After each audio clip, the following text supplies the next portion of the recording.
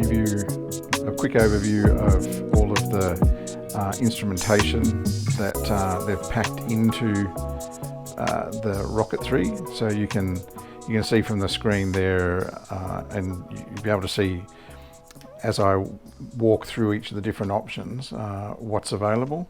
I'll start there, and you can see that there's quite a lot of fuel information you can get, the coolant temperature. At the moment I've got what they call the more modern display. So this is the Chronos theme, and then there's the Quartz theme. So you are able to, using the display, switch between. So at the moment I have it on auto, so because I'm inside the garage, and if the lights were on, it would probably go into day mode, but I'll switch it into day mode so you can see what it looks like in day mode. It goes basically all white instead of all dark. I actually prefer it to do its dark mode thing, so I have it set to auto. You can change the theme between the Chronos theme and the Quartz theme. The Quartz theme is a little more old school, and then again it has a day mode and a night mode. So yeah, it all comes down to, you know, what your preference is. You get, I think, a little more information a little more easily on the Chronos theme, but anyway, it is what it is. So I've got the iPhone up here to show you how the Triumph app interacts with it, and I've got my other GoPro here so you can see how I can control the GoPro. I do have my helmet here with the Sena 10U in it, but I haven't ridden for so long because of my broken arm that's gone flat, and yeah, and I'm sort of running out of daylight to do this. So anyway, we'll walk through it. So you've seen the themes and fuel and coolant. This is where, when the phone's paired to it, you can basically turn your music up and down, mute it. You can go in and skip tracks. And you see what it does is basically over the right, it tells you if you press down, it's volume down. If you press up on the little joystick over here, it's volume up. And then if you press in on it, it mutes. So that's the same on all the little screens. You've got an up, down, and a press. And that sort of basically tells you what is available. So now you're seeing the GoPro is connected. So if I press up on the GoPro, it will actually start recording us. Hello, how you going? Yep, so that's all working fine.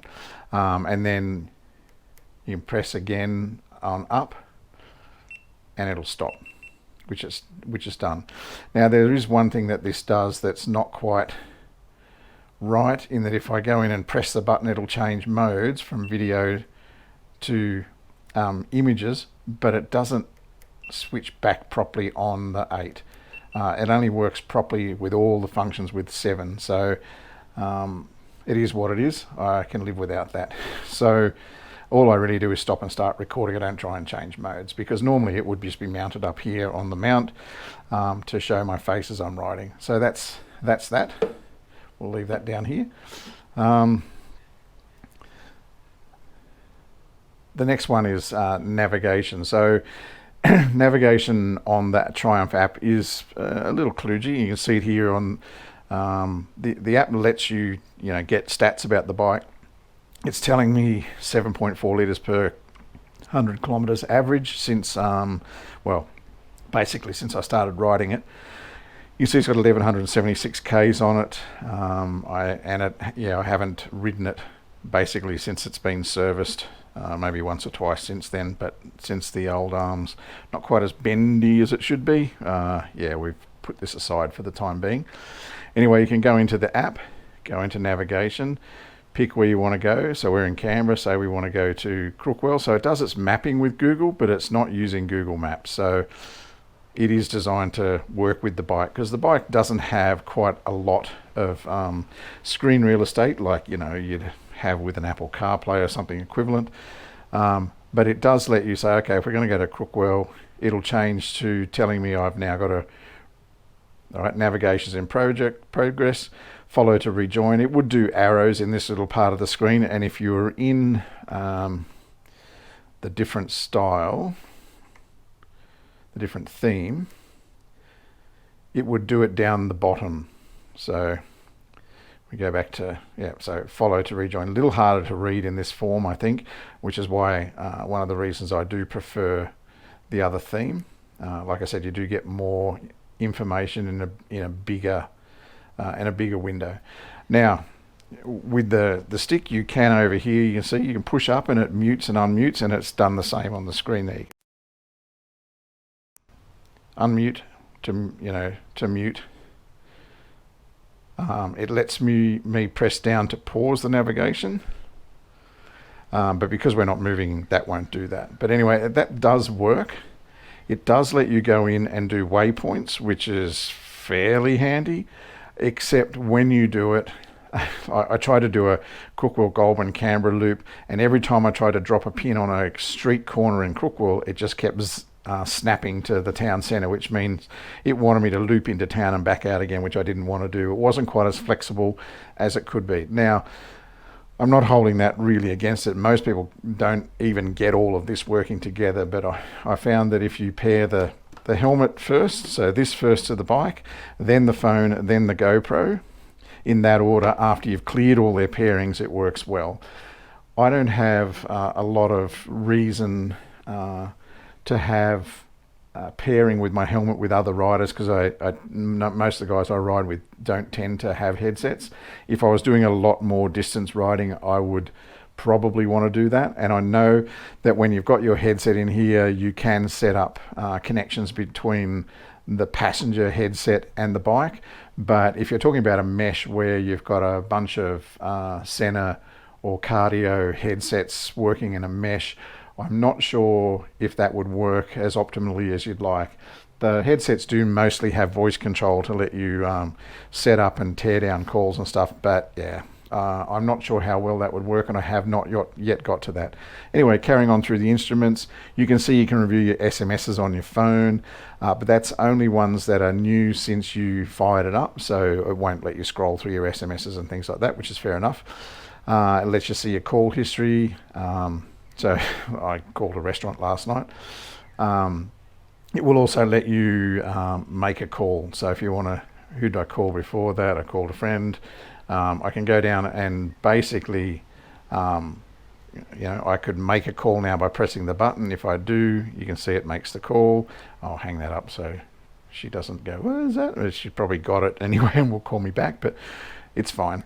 So yeah, you can, and that's pretty much the instruments. They're fairly comprehensive. I mean, you can do a lot or a little. It's up to you. When I ride, it pretty much looks like that. I normally have it not on fuel. I normally have it on coolant, because I still get a fuel gauge over the left and coolant here, fuel there, revs and speedo in the middle. And I also get time and temperature.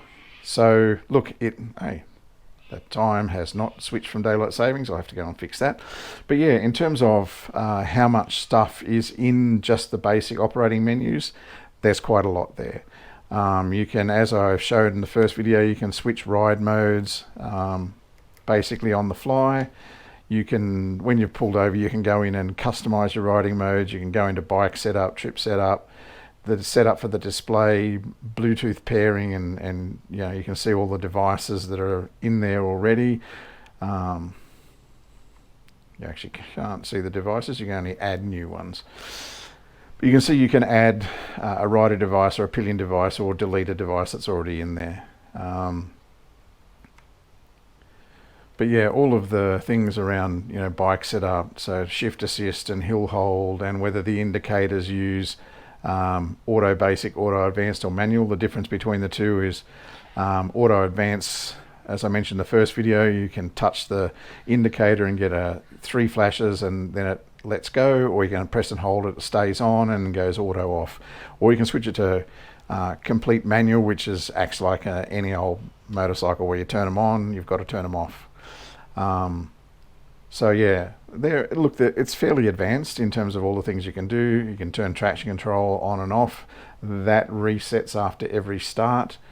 You can see the service interval, which you can see on the app as well, as you saw from before. They both say the same thing. It tells me in 15,859 Ks I need a service. That's a long service interval, but it's a year. So yeah, that's the bike settings. There's quite a lot to it. You press home, you go back, and yeah, it does some really great stuff. I'm pretty pleased with the amount of tech that's in the bike. There's a lot of people who have a lot of hate for the Bluetooth module, but if you do pair it, it does work fine. So, you know, if I'm going on a bit of a ride and I just want to listen to music, or, you know, take a call that might be important, hang up, you know, it lets me do all that without taking my hands off the handlebars, and that's actually important if you're riding. So, welcome to Triumph's latest dash. Now, a lot of their bikes have a similar set of features, but in a standard rectangular dash, which, you know, you might get more screen real estate. They could conceivably make that a touch screen and put CarPlay in it and various stuff in the future. But look, I think this screen is small, is enough that if you really wanted to add those things, they could. The top and the bottom are just indicator panels. These three are customizable screens. So, yeah, you do need to bear that in mind, but all of the other ones have, you know, as you can see, indicators in them, which is a bit confusing sometimes if you're running low on fuel and it tells you over here you're running low on fuel with an orange indicator, then it puts an orange indicator up here. It's kind of redundant information, but hey, it works. Anyway, Triumph Rocket 3R.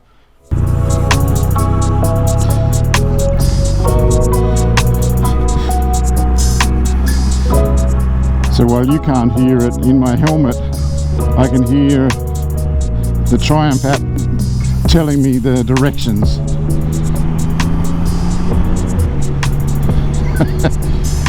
Yeah, their robot's kind of rubbish.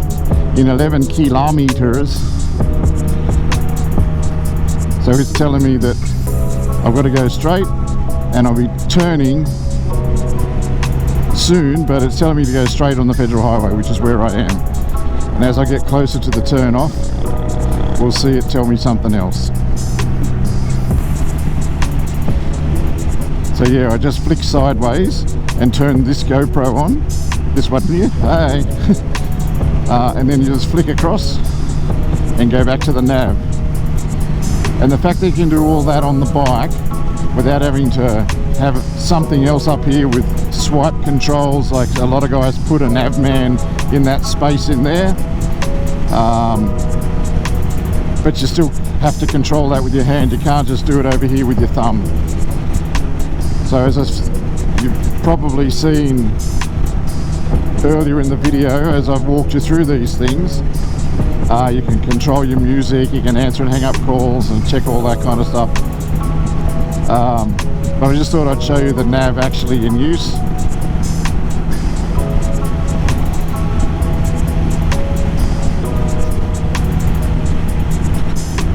The other thing on the instruments I didn't show you earlier was other indicators. Like in the middle of the dial there, you can see the Bluetooth icon and the signal strength of my phone. If I turn on the heated grips to high, medium, low and off, you can see the little orange grip indicator above the Bluetooth signal indicator. You can also put your cruise on. So if we're setting it at this, turn it on, you can see it looks like a normal automotive cruise control icon with 3 dots. Press it again, it's set for 108 now, so now I'm hands-free, right? So, and then you can just pull on the brakes and that'll turn it off. Then if you want to, so we're at 105, press the old resume button and it speeds up again. So it's just as you'd expect cruise control to work, which is pretty good. So you can see there it's counting down on the nav. 4.6, 4.5, 4.4 kilometers is when it'll next give me a signal. So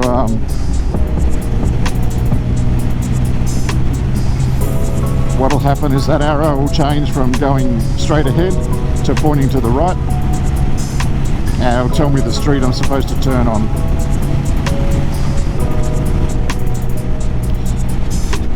So you see it's telling me in a kilometre I've got to turn onto Max Reef Road, I have to turn right. So it's giving me an icon, it's giving me the words, and in my head she's told me in 1 kilometre turn right onto Max Reef Road.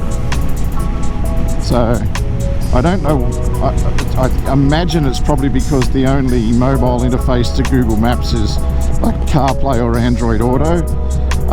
They use the maps for the lookup, so you can see it's powered by Google, but they don't use any other Google Maps capability.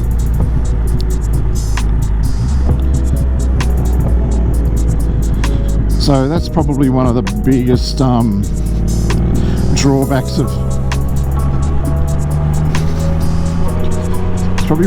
drawbacks of the My Triumph app is how it actually handles nav. Like, the indications are good, and the fact that they're on your display where you're looking anyway, and you can control voice and everything. So I will actually mute her because she's annoying. So you see I pulled it up and now it's got speaker muted.